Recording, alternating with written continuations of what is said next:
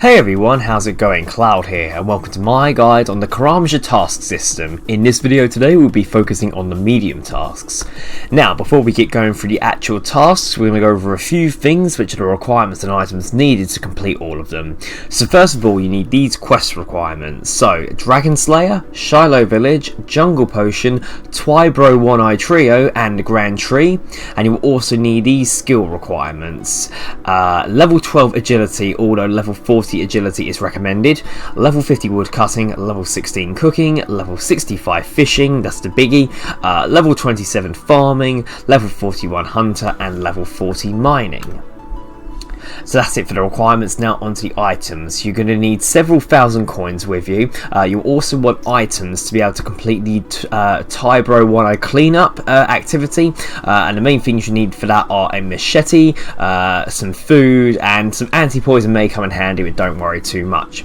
You'll also need a spider carcass, a thatching spar. Now those can be made by doing the following. So those you obtain by completing or participating in the Tai Bwo Wannai Cleanup, and you get that by hacking away at light jungle, and you can also do the same for medium and dense. It doesn't really matter. You will need a Karambwan vessel. You will also need 3 opals or 3 jades or 3 red topazes. You'll need a Gout tuber. You'll need trading sticks. Now I recommend bringing a fair few with you. Ignore what I've got in my inventory at the moment, as that was actually incorrect, so I had to get more of it later on. So just bring several thousand with you. Obviously any that you don't use you can soon sell back on the Grand Exchange, which you can purchase them from there as well, so you don't have to worry about actually obtaining the trading sticks. You'll need a plant pot and any fruit tree seed. You will also need a teasing stick and some logs, but you can obtain the logs around Karamja, so don't worry too much about that. So that's it for the requirements and items. Now on to the tasks themselves. So first of all, these tasks can be done in any particular order. You don't have to follow the order that I go through in this video. The only reason I do this particular order is it's the quickest way of completing them as one set, if you're starting them from scratch. Now on that note, you may have already completed some of these tasks during your general adventures across RuneScape, so it may not come up saying that a task been completed for that reason. So what I would do is check what tasks you've completed already, and you can do that by going to the Heroes tab, which is the helmet with the horns icon. Go to achievements, then select Karamja from the drop down menu, and then you want to see what of the medium tasks have a gold tick next to them. Anyways, that's enough about all that. Now onto the actual tasks. So, the first task we're going to complete is Back Crandor, and that is to discover the hidden wall in the dungeon below the volcano on Karamja, and this requires Dragon Slayer to have been completed. So you may have actually already done this in the Dragon Slayer quest. Basically, after you kill Elvarg, there's a secret access you can use to basically get out of where Elvarg remains, and that's actually the door it's referring to. But we'll treat it as if you haven't. So what you want to do is head to the Karamja volcano. We're currently at the Karamja lodestone, so we're just going to walk over that direction now. Once you're at the Karamja volcano, go down the rope, and then what you want to do is go to the very northern part of the area, and you'll see there's a wall and with a load of lesser demons on the other side, and you should recognise it from where you fought Elvarg. Now there's a hidden wall that gains you access. If you haven't ever been this way before, I believe you have to right click and examine the door before it lets you go through it, and obviously once you do go through the hidden wall, the task will be complete. The next task is called Just a Ticket, and that's to claim a ticket from the Agility Arena in Brimhaven. And this is what requires the agility. Obviously level 40 is recommended, so you can use all the agility obstacles. Now, quickest way to the Agility Arena is to teleport to the Karamja lodestone via the lodestone network, and then head over to there from there.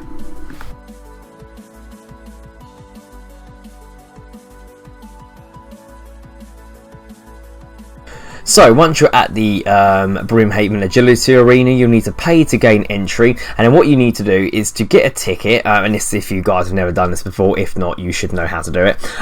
What you need to do is on the mini-map it will have a flashing arrow saying what place you need to go to, and you need to get to it by going over the different obstacles, and each obstacle has a different agility level requirement, level 40 being the highest that you're going to need. And basically what you need to do is go and click where the flashing arrow is, and it will change change every minute. Once you've got it once, you need to wait for the arrow to go somewhere else, and then when it has, you then need to go to that area, and then once you click the vending machine again, you'll then be given an agility ticket, and then that's literally it. The task should then come up as being complete. The next task is called Scourge of Scurvy, and that's to grow a healthy fruit tree in the patch near Brimhaven, and this obviously requires you to have a fruit tree, and I also recommend you pay the nearby farmer whatever he needs basically in order to grow the fruit tree. So each fruit tree has a requirement of what you need to do to let the farmer look after it, but you'll find the fruit tree patch near the Brimhaven docks, which is just outside the dungeon, the Brimhaven agility dungeon, so head in that direction now. Then once you're near the fruit tree patch, you'll need to rake it first, and then use your plant pot on the compost, and then use your seed on the plant full of compost, and then you need to water it with a watering can. If you guys haven't got one with you, I think you can get one by the nearby farmer.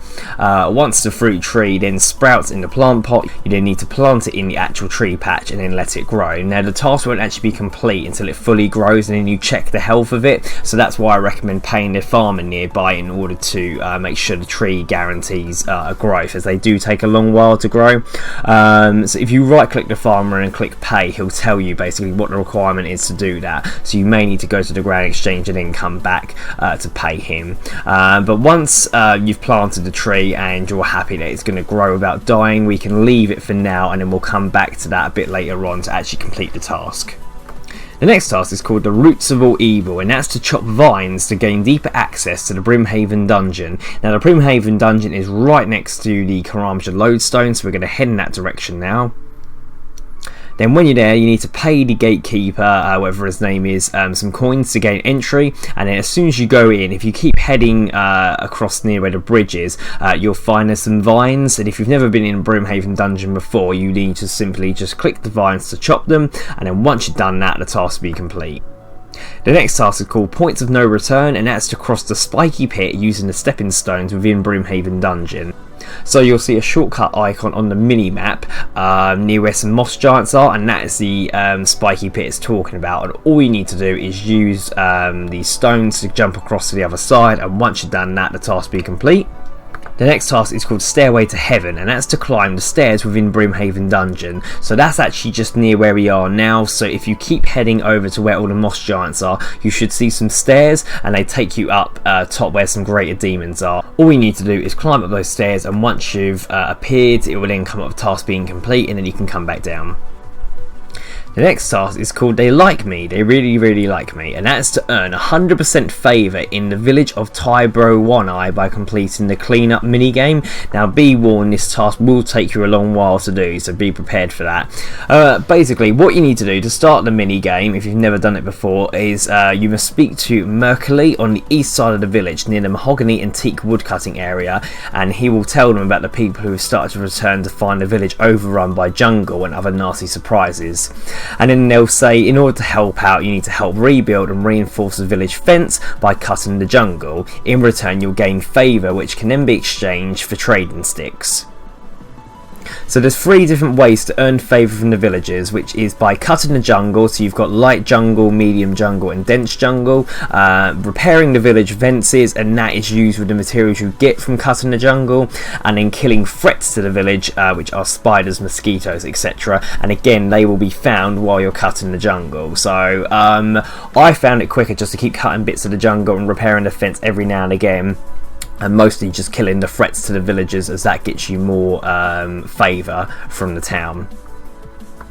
So literally all you need to do to complete this task is just keep repeatedly cutting down the forest. I would go for the sort of medium and dense ones if you can, as they will increase your favour quicker, but they do take longer to cut, so you might find it a little bit faster if you do light, depending on your level. Obviously kill any monsters that appear while you're doing that, and then whenever you sort of get a full inventory, you can obviously start repairing the fence by using the thatch spars on the rotten fence with a machete in your tool belt or in your inventory, either way.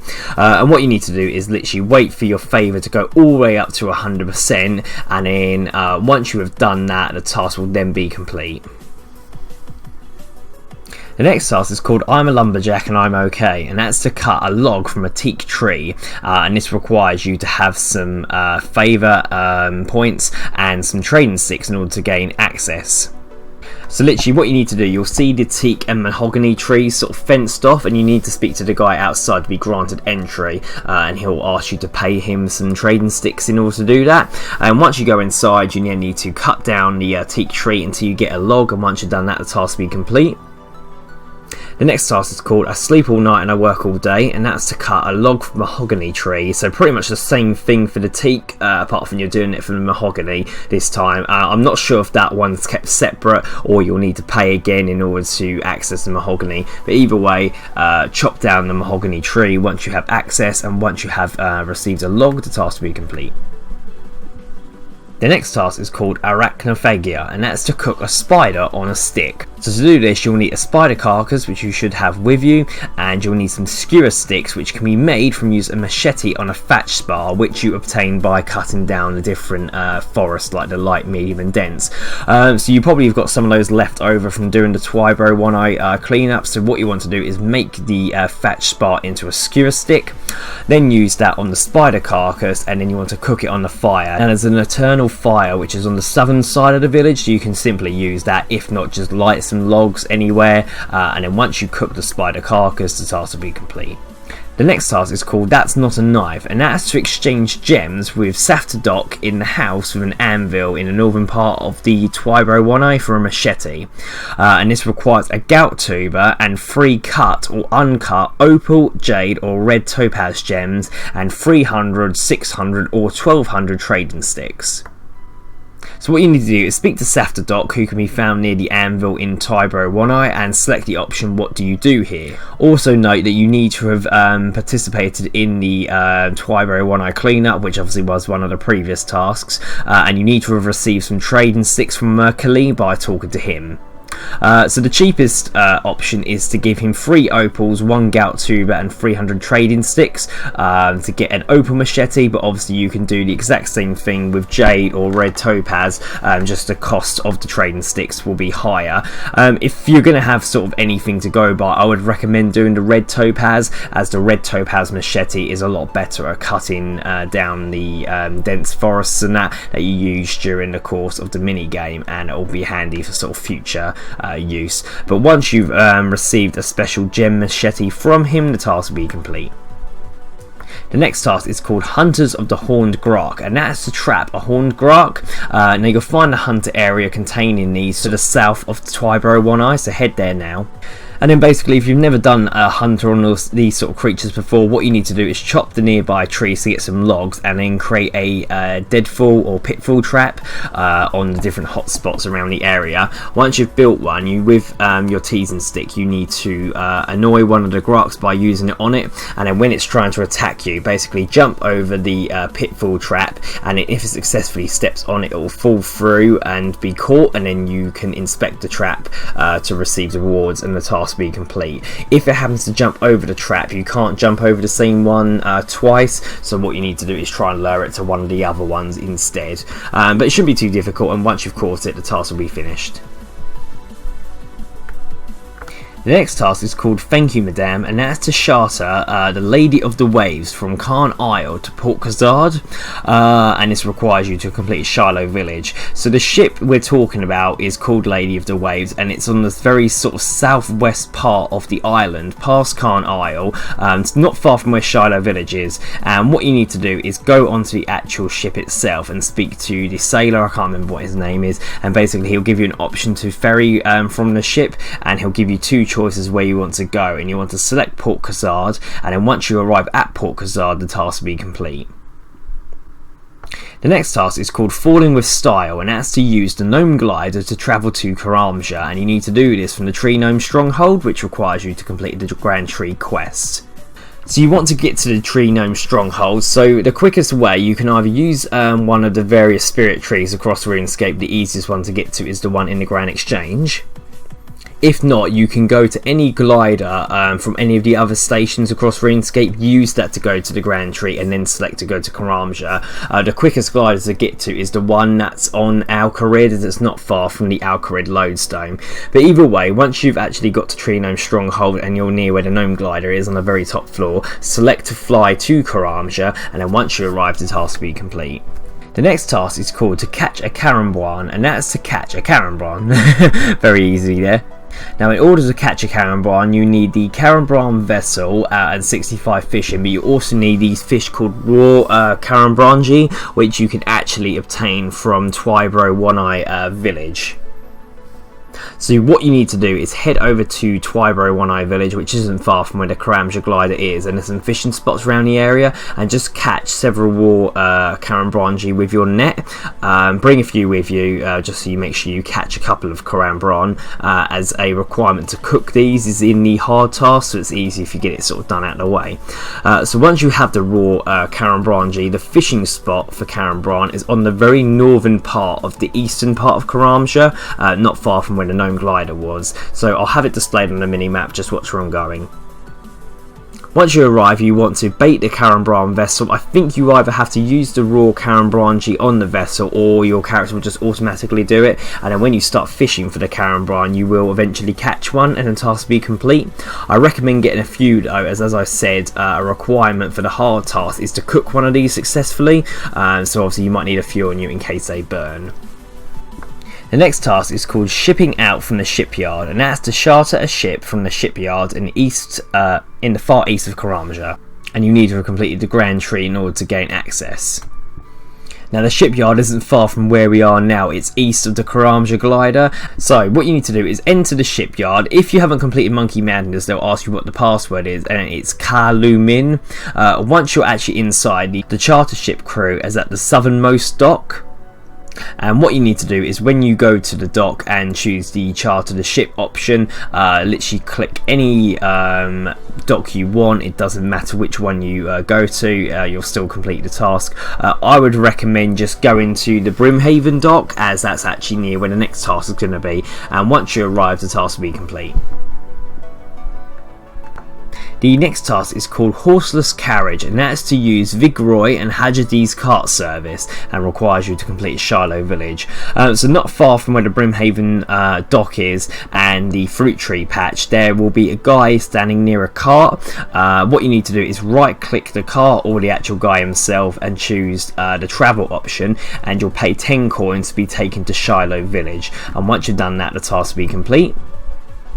The next task is called Romance in the Stone, and that's to mine a red topaz from a gem rock, and this requires you to have access to Shiloh village. So you'll find the red topaz rocks in the north west corner of Shiloh village. It will just be called gem rocks, and what you need to do is just keep mining each one until you obtain a red topaz. You will possibly receive other gems while mining the gem rocks, so you'll just need to keep doing this until you actually get a red topaz, as that is the requirement to complete this task. And once you've done that, that will be it complete. So if that was your last task, it should come up saying that you've completed all the Karamja medium tasks and to speak to the relevant person to grant you rewards. If for any reason it didn't come up with a message, it could be that you've accidentally clicked through it and you've not seen it, or it could be you've not completed one of the tasks correctly. So if it hasn't come up, I'd go back to the achievement section via the Heroes tab and just check that all of the tasks have a gold tick next to, and if any of them haven't, you'll need to go about doing that task, because basically you've not completed it quite right. Hopefully that's not the case though, and you can now get your rewards. And to get your rewards, you need to speak to a guy called Caleb Paramaya, who will grant your rewards, and he can be found in Shiloh village. He's the man who runs the inn. Just watch where I'm going and I'll show you where he is. Do note you need your Karamja gloves 1 from the easy tasks with you in order to give you the reward, so if need be, go to the nearby bank in Shiloh village to get them. So once you've spoken to him, he'll congratulate you and give you the following rewards. So well done guys, that is all the medium tasks completed. You have been given an antique lamp which will grant you 5,000 experience in any skill above level 40, and Karamja gloves too, which give you the following additional benefits. So when worn, they'll give you 10% extra agility experience from the obstacles in Broomhaven Agility Arena, and at all times you'll be given 10% extra agility experience when trading in the Agility Arena tickets. So there we go, so a lot better rewards from the easy ones, obviously especially for those of you who might use the Broomhaven Agility Arena quite a fair bit to train it. Obviously the 10% extra experience and tickets isn't going to be a massive amount, but obviously it's still going to contribute to you getting levels up quicker. And obviously once you can start doing the hard Karamja tasks is when you'll get a lot better rewards. Obviously the medium tasks, these ones are quite lengthy, and there's quite a few tasks here to complete. The one that will take you the longest will be getting the 100% favour in the Tai Bwo Wannai Cleanup activity, but there's no real quick way of completing that other than going by what I said.